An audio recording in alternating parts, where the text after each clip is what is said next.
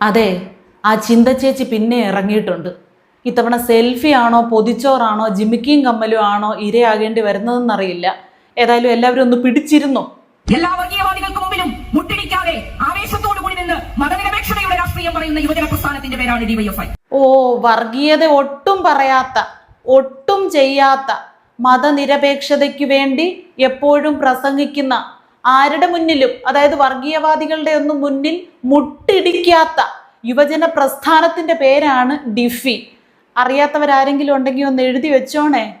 പിന്നെ not the point, ഇതിന് CPM-ഉമായിട്ട് യാതൊരു ബന്ധവുമില്ല കേട്ടോ. ഏതോ ഒരു സംഘടനയുടെ എവിടെ നിന്നോ കിട്ടിയ ഒരു പോഷക സംഘടനയാണ്. അവർക്ക് തന്നെ അറിയില്ല ഏത് പ്രസ്ഥാനത്തിന്റെ ഭാഗമായിട്ടാണ് ഇവരുണ്ടായതെന്ന്. ബാക്കി ഈ മെയ് 4-ാം തീയതി എല്ലാ ജനാധിപത്യ മതനിരപേക്ഷവാദികളുടെയും മനസ്സിൽ വേദന കടന്നുകൂടിയ ദിവസമാണ്.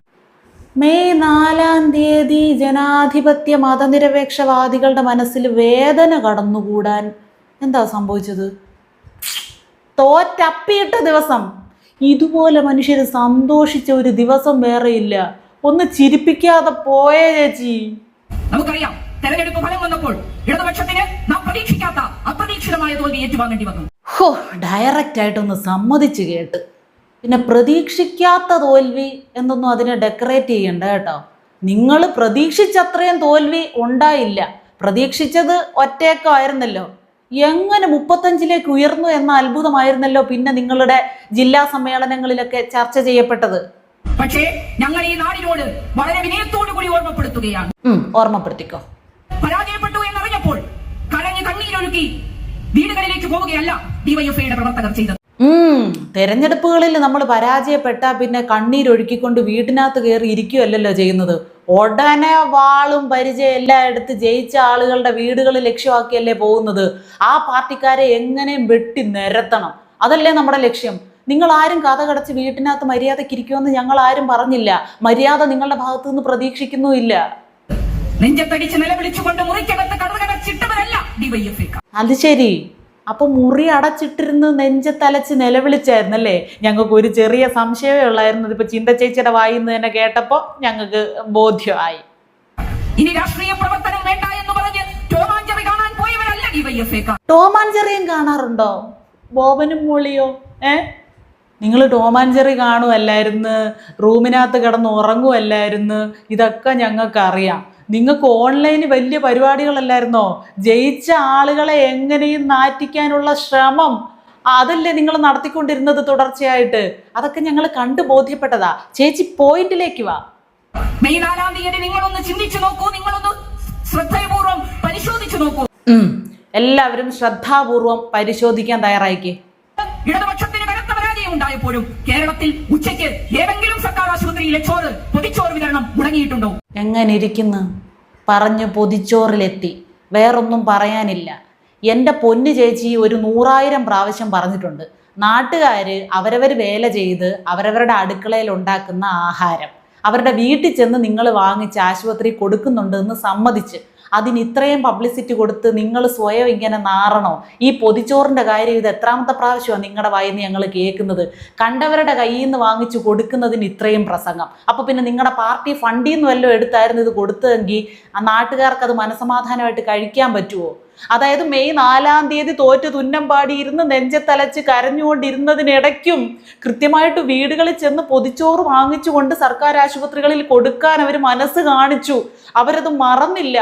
ജനങ്ങൾ ഇവിടെ പട്ടിണി ഇല്ലാതെ ജീവിക്കുന്നത് ഇവർ ഈ കൊണ്ട് കൊടുക്കുന്ന പൊതിച്ചോറിലാണെന്നാണ് പറയുന്നത്. ഈ പൊതിച്ചോറുള്ളത് കൊണ്ട് കേരളം ഇങ്ങനെ മുന്നോട്ട് പോകുന്നു എന്നാണ് ചേച്ചി പറഞ്ഞു വരുന്നത്. എൻ്റെ പൊന്നു ചേച്ചി, ഒരുപാട് സംഘടനകൾ മെഡിക്കൽ കോളേജുകളിലൊക്കെ കഞ്ഞിയും ആഹാരവും ഒക്കെ കൊടുക്കുന്നുണ്ട്. അവരാരും ഇങ്ങനെ പ്രസംഗിച്ച് നടക്കുന്നില്ല. അല്ല, പാരസെറ്റാമോൾ ഗുളികയ്ക്ക് പകരം ഓരോ പൊതിച്ചോറിൻ്റെ ഉരുള കൊടുക്കാൻ പറഞ്ഞ ആളല്ലേ. നിങ്ങളിൽ നിന്ന് ഇതിനപ്പുറം പ്രതീക്ഷിക്കുന്നില്ല. എന്നാലും തുടരെ ഈ ഒരേ കാര്യത്തിൽ കോമാളിയാകുന്നതിൽ യാതൊരു പ്രശ്നവും നിങ്ങൾക്കില്ലേ? തെരഞ്ഞെടുപ്പ് പരാജയമോ വിജയമോ ഞങ്ങളുടെ രാഷ്ട്രീയ സംഘടനാ പ്രവർത്തനത്തെ ബാധിക്കുന്നതല്ല. തെരഞ്ഞെടുപ്പിലെ തോൽവിയൊന്നും അവരുടെ സംഘടനാ പ്രവർത്തനത്തെ ബാധിക്കുകയില്ല. അതെങ്ങനെ ബാധിച്ചു എന്നൊക്കെ ഞങ്ങൾക്കറിയാം. പൊന്നു ചേച്ചി, ചരിത്രത്തിലോട്ടൊന്നും നമുക്ക് കടക്കാതിരിക്കുന്നതാണ് ബാക്കിയുള്ള ഉളുപ്പിന് നല്ലത്. മറിച്ച് ഞങ്ങൾ ഉയർത്തിപ്പിടിക്കുന്ന മുദ്രാവാക്യം മുദ്രാവാക്യം മാനവികതയുടെ മുദ്രാവാക്യമാണ്. തീർച്ചയായിട്ടും ആ മാനവികതയുടെ മുദ്രാവാക്യം എന്ന് പറഞ്ഞാൽ ഒരു ഒന്നൊന്നര മുദ്രാവാക്യമായിരുന്നു. മാനവികതയുടെ മുദ്രാവാക്യം എന്ന ആ ഒരു ടോപ്പിക്കിൽ എഴുതി ചേർക്കാൻ പറ്റാത്ത തരത്തിലുള്ള അത്രയും മൂല്യമുള്ള ഒരു മുദ്രാവാക്യമായിരുന്നു ഞങ്ങൾ ചേച്ചിയുടെ വായിൽ നിന്ന് കേട്ടത് കേട്ടോ. ഏറ്റു വിളിച്ചുകൊണ്ട് നടക്കുന്നുണ്ടായിരുന്നല്ലോ, അച്ഛനില്ലാത്ത നേരത്ത് അമ്മയ്ക്കുണ്ടായ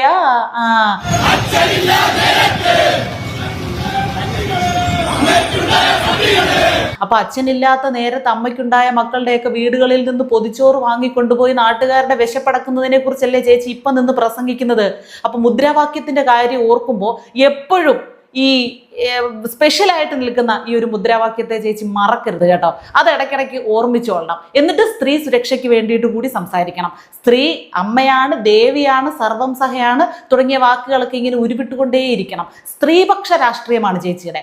അച്ഛനില്ലാത്ത നേരത്ത് അമ്മയ്ക്കുണ്ടായ ഞങ്ങൾ ഉയർത്തിപ്പിടിക്കുന്ന മുദ്രാവാക്യം എന്ന് പറയുന്നത് ലോകത്ത് എവിടെ വേദനിക്കുന്ന മനുഷ്യനുണ്ടോ ആ മനുഷ്യനെ ചേർത്ത് പിടിക്കുന്ന വിശ്വമാനവികതയുടെ മുദ്രാവാക്യം. അത് ശരി, ഇത് വിശ്വമാനവികതയുടെ മുദ്രാവാക്യമായിരുന്നോ? വേദനിക്കുന്നവരെ ചേർത്ത് പിടിച്ച് അമർത്തി ശ്വാസം മുട്ടിക്കുന്ന മുദ്രാവാക്യമായിരുന്നു അല്ലേ? അച്ഛനില്ലാത്ത നേരത്ത് അമ്മയ്ക്കുണ്ടായ. അതുകൊണ്ട് തന്നെയാണ് വയറെരിയുന്നവരുടെ മിഴി നിറയാതിരിക്കാൻ. ഡയലോഗിനൊന്നും ഒരു പഞ്ഞോ ഇല്ല. വയറെരിയുന്നവന്റെ മിഴി നിറയാതിരിക്കാൻ വേണ്ടിയിട്ട് കഷ്ടപ്പെട്ട് ചേച്ചി ജോലി ചെയ്യും. രാത്രിയെ പകലാക്കി ജോലി ചെയ്യും. എന്നിട്ട് റേഷൻ കടയിൽ ചെന്ന് അരി വാങ്ങിക്കും, ചന്തയിൽ ചെന്ന് സാധനങ്ങൾ വാങ്ങിക്കും. എന്നിട്ട് അടുപ്പ് കൂട്ടി കഷ്ടപ്പെട്ട് ചേച്ചിയും ചേച്ചിയുടെ പരിവാരങ്ങളും കൂടെ രാത്രി പകലാക്കി ചോറും കറിയും ഉണ്ടാക്കും. എന്നിട്ടാണ് ഉച്ചയാവുമ്പോൾ അതൊക്കെ നാട്ടുകാർക്ക് കൊണ്ട് വിതരണം ചെയ്യുന്നത്. ഏറ്റവും അധികം രക്തം ദാനം ചെയ്യുന്ന സംഘടനയായി ഈ സംഘടന നിൽക്കുന്നത്. ഏറ്റവും കൂടുതൽ രക്തം ഊറ്റിയെടുക്കുന്ന സംഘടനയുടെ പേരും കൂടി പറയായിരുന്നു. ഏറ്റവും കൂടുതൽ രക്തച്ചാലിൽ നീന്തിക്കടന്ന സംഘടനയുടെ പേര് പറയാമായിരുന്നു. ഏറ്റവും കൂടുതൽ രക്തത്തിന് വേണ്ടി ദാഹിക്കുന്ന സംഘടനയുടെ പേര് കൂടെ പറയാമായിരുന്നു. ഏറ്റവും കൂടുതൽ രക്തം ചീന്താൻ സന്നദ്ധരായിട്ട് നിൽക്കുന്ന പ്രസ്ഥാനത്തിന്റെ പേര് കൂടെ പറയാമായിരുന്നു. ിട്ടുകൊണ്ട് രംഗത്തിറങ്ങി വന്ന പെൺകുട്ടികളുടെയും ആൺകുട്ടികളുടെയും സ്നേഹത്തിന്റെയും കരുതലിന്റെയും സംഘടന. ചേച്ചി ഇടയ്ക്കൊന്ന് ശ്വാസം ഇടാൻ. പിന്നെ കൊരവള്ളി പ്രത്യേകം ശ്രദ്ധിച്ചോണം. അത് പൊട്ടിക്കഴിഞ്ഞാൽ ജോയിൻ ചെയ്യാനൊക്കെ വലിയ പാടാണ് കേട്ടോ. PP കിറ്റിന്റെ കാര്യം ഓർമ്മിപ്പിക്കരുതേ പൊന്നു ശൈലജ ടീച്ചറേ. ഡിവൈഎഫ്ഐ എന്ന് പറയുന്ന ഈ സംഘടന അത് ഈ നാടിന്റെ ഏറ്റവും വലിയ കരുത്തായി നിലനിൽക്കുകയാണ്. നമ്മുടെ നാടിന്റെ കരുത്ത് DYFI ആയിരുന്നോ? അറിഞ്ഞില്ല. അങ്ങനെ ഒരു ചേഞ്ച് ആഗ്രഹിച്ചുകൊണ്ട് ഒരു മാറ്റം വേണമെന്ന് പറഞ്ഞവർക്ക് മുമ്പിൽ എന്ത് മാറ്റമാണ് കേരളത്തിൽ നിന്നുണ്ടായിരിക്കുന്നത്? അപ്പൊ തോൽവി പൂർണ്ണമായിട്ടും അംഗീകരിച്ചിട്ടില്ല. നാട്ടുകാർക്കൊരു ചേഞ്ച് വേണമെന്ന് തോന്നി. 10 കൊല്ലമായിട്ട് ഇവരല്ലേ ഭരിക്കുന്നത്. അപ്പോൾ വികസനം മടുത്ത്, വികസനത്തിൽ വീർപ്പ് മുട്ടി. അപ്പോൾ പിന്നെ കുറച്ച് മാറി ഭരിക്കട്ടെ എന്ന് ആളുകൾ വിചാരിച്ചു. ഇപ്പോഴും അങ്ങനെയാണ് വിശ്വസിച്ചുകൊണ്ടിരിക്കുന്നത്. അങ്ങനെ എന്നെ വിശ്വസിച്ചോ ചിന്തിച്ച്, അങ്ങനെ എന്നെ വിശ്വസിച്ചോ. നിങ്ങൾ തോറ്റിട്ടില്ല. കേരളത്തിനകത്ത് കേവലമായ നിയമസഭാ തെരഞ്ഞെടുപ്പിലെ ഒരു വിജയത്തിന്റെ പേരിൽ എങ്ങനെ കേവലമായ ഒരു നിയമസഭാ തെരഞ്ഞെടുപ്പ് അല്ലേ? ആ കേവലമായ നിയമസഭാ തെരഞ്ഞെടുപ്പിന് വേണ്ടിയിട്ട് പരസ്യം ചെയ്തത് 117 കോടിയോ മറ്റോ ആയിരുന്നെന്ന് അറിഞ്ഞത് നിങ്ങളുടെ ക്യാപ്റ്റൻ. കേവലമായ ആ നിയമസഭാ തെരഞ്ഞെടുപ്പ് എങ്ങനെങ്കിലും ഒന്ന് ജയിച്ചു കയറണമെന്ന് ആഗ്രഹിച്ചുകൊണ്ട് എന്തൊക്കെ കോമാളി വേഷങ്ങൾ അങ്ങേരി കെട്ടി. മോഹൻലാലുമായിട്ട് സിനിമ വരെ ഇറക്കിയില്ലേ? കത്തിജ്വലിക്കുന്ന സമരമുഖങ്ങളിലേക്ക് ഇതാ ഈ സമ്മേളനത്തിന് ശേഷം ഞങ്ങൾ ഡിവൈഎഫ്ഐ കുതിച്ചു കയറാൻ പോവുകയാണ്. അയ്യോ, അങ്ങനെ 10 വർഷത്തിന്റെ റെസ്റ്റിന് ശേഷം കേരളത്തിനെ കത്തിക്കാൻ പോവുകയാണ്. എല്ലാവരും പേടിച്ചല്ലോ അല്ലേ? ആരും ചിരിക്കരുത്. ഈ നാടിന്റെ ചെറുപ്പത്തിനൊപ്പം, ഈ നാടിന്റെ മതനിരപേക്ഷതയോടൊപ്പം, ഈ നാടിന്റെ ചെറുപ്പത്തിനൊപ്പം എന്ന് പറഞ്ഞപ്പോഴാ എന്നാ ചേച്ചി നമ്മൾ സമരം നടത്തുന്നത്? PSCയിലെ അഴിമതിയെ കുറിച്ച് അറിഞ്ഞില്ലായിരുന്നോ? അയ്യോ, അറിഞ്ഞില്ലായിരുന്നോ? അതൊക്കെ നടത്തിയിട്ടാ അങ്ങേര് ഇറങ്ങിയത്. അപ്പോൾ പിന്നെ അതിനെതിരെ ഒരു പ്രതിഷേധം നടത്തണം കേട്ടോ, സമരം നടത്തണം. ആരുടെ കാലത്താണ് ഈ അഴിമതി എല്ലാം നടത്തിയത് എന്നൊക്കെ നമുക്ക് വെളിച്ചത്ത് കൊണ്ടുവരണം. നമ്മൾ പിന്നെ നിഷ്പക്ഷമായിട്ടല്ലേ സമരങ്ങളൊക്കെ നടത്തുന്നത്. ഭരണപക്ഷമാണെങ്കിലും പ്രതിപക്ഷമാണെങ്കിലും ആരാ തെറ്റ് ചെയ്തെങ്കിലും നമ്മൾ സമരം നടത്തുമല്ലോ. നമുക്ക് കത്തിക്കണ്ടേ കേരളത്തിനെ? എത്രയും പെട്ടെന്ന് ചൂട്ടുമായിട്ട് ഇറങ്ങിക്കോ.